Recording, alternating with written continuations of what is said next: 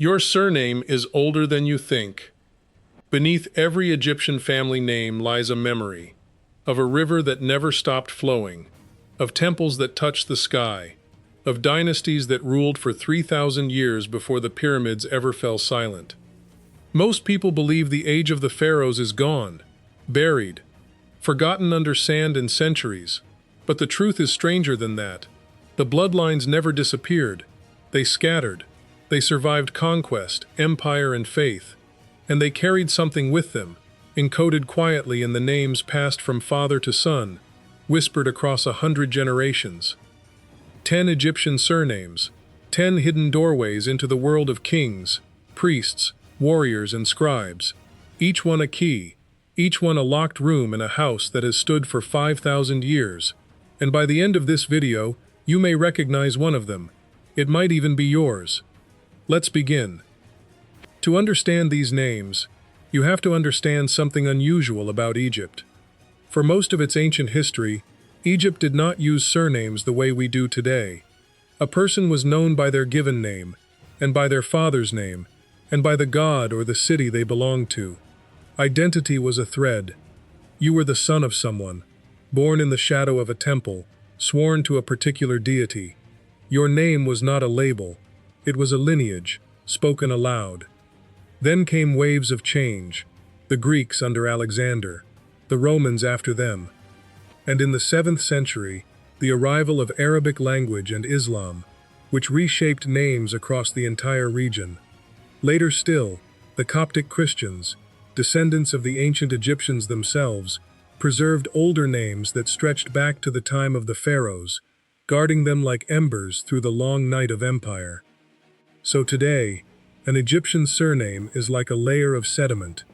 Dig into it, and you pass through Arabic conquest, Roman rule, Greek kings, and, at the very bottom, pressed into the oldest stone of all, the world of the dynasties. These 10 names each carry a fragment of that world. Some point to priesthoods, some to warriors, some to farmers and scribes, and some point to the very gods the pharaohs claimed as their own ancestors. Watch closely. One of these doors may have your name carved above it. 1. Bishara, good news. We begin with a name that survived by faith. Bishara means glad tidings or good news, and it is carried today largely by Coptic Christian families, the direct descendants of the ancient Egyptian population.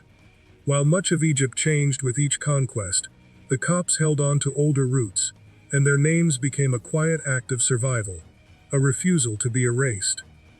If Bishara is your name, your line likely runs through the people who refuse to forget, the keepers of the old Egypt, the ones who watched empires come and go and endured beneath them all.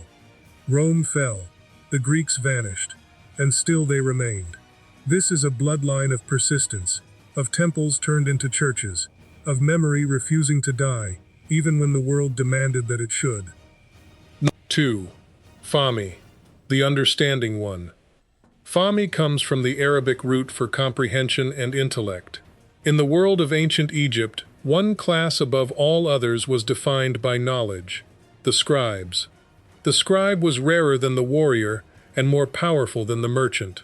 He could read the sacred writing, the hieroglyphs that most Egyptians saw only as beautiful mystery. He recorded the harvest, the taxes, the words of the king. He counted the grain that kept a nation alive. Without him, the entire machinery of the pharaoh's kingdom would grind to a halt. If your name is Fahmy, imagine an ancestor bent over papyrus by candlelight, ink on his fingers, shaping the memory of a kingdom, one careful stroke at a time. 3. Mansour, the victorious. Some names were forged not in temples, but on the battlefield. Mansour means the one made victorious, but unwon, a name of triumph, of survival against the odds.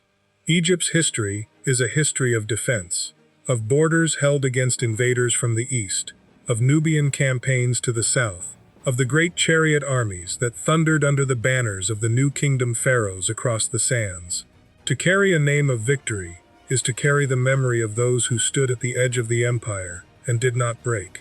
If you are a Mansur, your line may run through soldiers, in men who bled for the two lands, who held the line when others fled, and who lived to pass their hard-won name forward into the generations that followed. 4. Girgis. In 1. The farmer. Girgis is the Egyptian form of George I, and George, at its very root, means worker of the earth, the tiller of the soil. This is the name of the true foundation of Egypt. Not the kings, not the priests, the farmers. Every pyramid, every temple, every dynasty rested on the backs of the people who worked the black soil left behind by the Nile's flood. They rose with the sun. They read the river like a sacred text. They were the silent, tireless heartbeat of the entire civilization. Carried today mainly by Coptic families, Girgis is a bloodline of the land itself, the one of the ancestors who fed a kingdom that lasted 3,000 years. Without them, there are no pyramids. Without them, there is no Egypt. If this is your name, you descend from the ones who made everything else possible. 5. Sedki. 1. The truthful, the righteous. Sedki comes from a root meaning truth and sincerity. The one. And in ancient Egypt, truth was not merely a virtue, it was a goddess. Her name was Ma'at, and she embodied balance, justice, and cosmic order itself. Every pharaoh swore to uphold her. Every soul, in the afterlife, was judged against the weight of a single feather. Pharaohs, her feather. If the heart was heavier than that feather, weighed down by lies and cruelty, it was devoured. To live truthfully was to live in harmony with the very structure of the universe. A name meaning the righteous carries an echo of that sacred principle. If you are a Sedki, your name reaches back toward the oldest idea in all of Egyptian thought, that truth is not just good, but load-bearing, that it is the invisible pillar holding the entire world together. 6. Rashidi, the rightly guided. Rashidi carries the sense of guidance, wisdom, and right judgment, the defining qualities of a leader. In the ancient world, the men who guided the people were the officials of the pharaoh's court, the viziers, the governors of provinces, the advisors who whispered counsel into the ear of a living god. These were the administrators who held Egypt together across its vast length, from the green delta in the north to the distant cataracts of the south. They carried the king's will to the farthest corners of the land. A name of guidance suggests a line of authority, of ancestors who did not merely follow, but led. Imagine a governor standing before his province, the Nile at his back, the weight of the kingdom on his shoulders, making the decisions that fed cities and raised temples. 7. Bakum, the eagle, the falcon. Now we reach a name that touches the divine itself. Bakum, a Coptic name, carries associations with the falcon, and no image was more sacred to the pharaohs than the falcon. It was the form of Horus, the sky god, the divine king who ruled the heavens. Every pharaoh was believed to be the living Horus on earth, the falcon crowned in flesh, the god who walked among men and sat upon the golden throne. To carry a name linked to the falcon is to brush against royalty itself, against the very symbol that hovered above the throne of every dynasty for 3,000 years. If your name is Bakum, your line runs close to the sacred image that defined kingship across the entire span of ancient Egyptian history. 8. Fawzi, triumph, salvation. Fawzi means victory and deliverance, but of a different kind than Mansur. Where one speaks of the sword and the battlefield, this speaks of salvation, of coming through darkness into light. Egypt's story is full of such moments. The reunification of a divided land after generations of civil war, the expulsion of foreign rulers who had seized the throne, the rebirth of order after long years of chaos. The pharaohs who achieved these things were remembered not merely as conquerors, but as saviors, as those who restored Ma'at, sacred order, to a broken and bleeding world. A name of triumph and salvation echoes that pattern of fall and restoration, the eternal Egyptian rhythm of order rising again, always, from disorder. This is a bloodline of renewal, of light returning after the longest night. 9. Habib, the beloved. Habib means beloved, and love, in ancient Egypt, was carved directly into the names of kings. Pharaohs took throne names declaring themselves beloved of the gods, beloved of Amun, beloved of Ra, beloved of Ptah. To be beloved was to be chosen, favored, blessed by the divine, and set apart from ordinary men.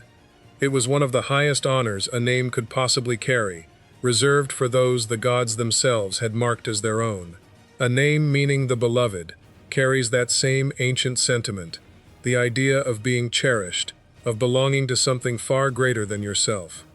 If you are a Habib, your name shares its very meaning with the sacred titles of the pharaohs themselves, spoken in the great temples beside the names of the gods. 10. Nasrallah, victory of God. We end with the most powerful name of all. Nasrallah means the victory of God, and it binds together the two great forces of Egyptian life, the divine and the triumphant. In ancient Egypt, no victory was ever purely human. When the pharaoh crushed his enemies on the field of battle, it was the gods who had granted it. When the harvest came in golden and abundant, it was the gods who had given it. Power and the sacred were never, ever separate. They were one single thing, a name that fuses victory, and the divine reaches back to the deepest belief of the pharaohs, that kingship itself was a gift from heaven, and that every triumph, every sunrise, every flood of the great river was written in advance in the will of the gods. This is a bloodline, where the earthly and the eternal meet 6, where the crown and the heavens become one. 10 names, 10 fragments of a world that refuses to fully disappear. Some of these names came down through the Copts, guarding the memory of the oldest Egypt through century after century of change. Some arrived later with the Arabic tongue and wrapped ancient meanings in new and beautiful sounds.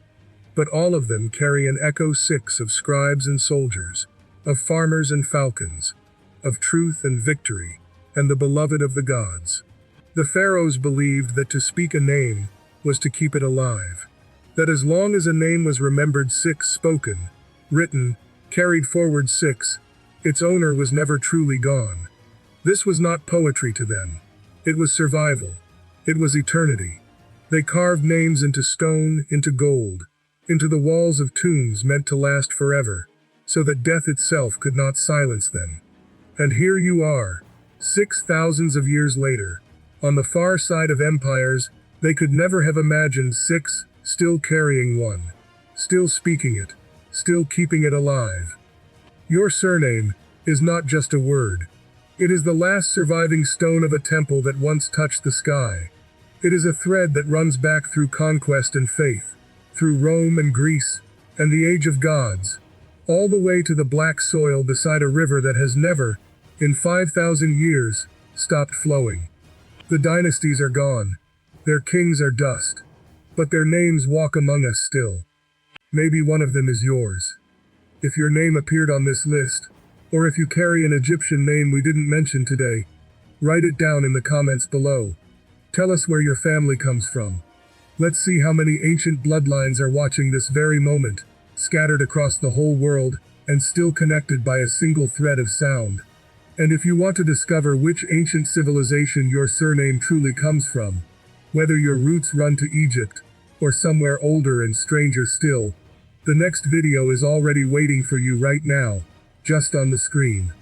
The past is still speaking. It has never once stopped. All you have to do is listen.